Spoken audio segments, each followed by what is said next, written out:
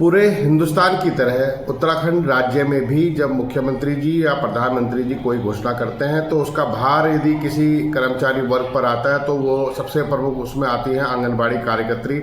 आंगनबाड़ी कार्यकर्त्रियों द्वारा लगातार ये मांग उठाई गई है कि उनके मानदेय की वृद्धि वर्तमान महंगाई दर के अनुसार कहीं तो फिट बैठे।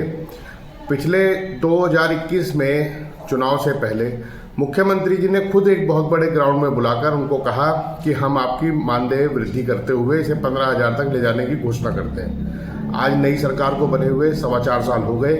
मुख्यमंत्री जी को शायद याद भी नहीं होगा, लेकिन आंगनबाड़ी कार्यकर्त्रियां उन्हें याद दिलाने के लिए पिछले महीनों से लगातार धरना भी दे रही हैं, ज्ञापन भी दे रही हैं, अपनी मांग को उठाने का काम कर रही हैं। लेकिन मुख्यमंत्री और प्रधानमंत्री जी का ध्यान नहीं है कि यदि महंगाई दर सभी के लिए बढ़ी है, 8वें वेतन आयोग को आपको लागू भी करना है, तो आप उसमें आंगनबाड़ी कार्यकर्त्रियों का भी ध्यान रखने का काम करें। ये इसलिए जरूरी है कि कांग्रेस पार्टी ने उस समय 18,000 रुपये मानदेय देने की घोषणा की थी।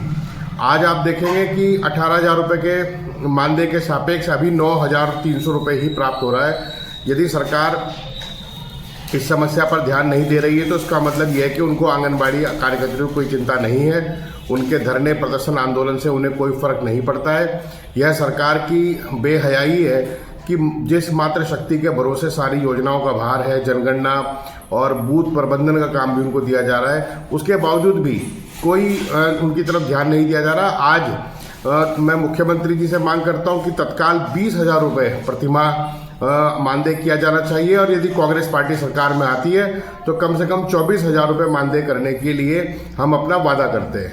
आज भारतीय जनता पार्टी की सरकार के पास आंगनबाड़ी प्रदर्शन कर रही है, आंदोलन कर रही हैं, ज्ञापन दे रही हैं, लेकिन यदि सरकार का ध्यान वहां नहीं जाएगा तो याद रखिए कि 2027 तो होगा ही होगा, लेकिन 27 के बाद जो सरकार आएगी वो उनको उचित मानदेय, जो आज हमारी मांग है कि 24,000 रुपये तक दिए जाने की हम घोषणा कर रहे हैं, लेकिन ये सरकार कम से कम 20,000 रुपये प्रति माह तो दे।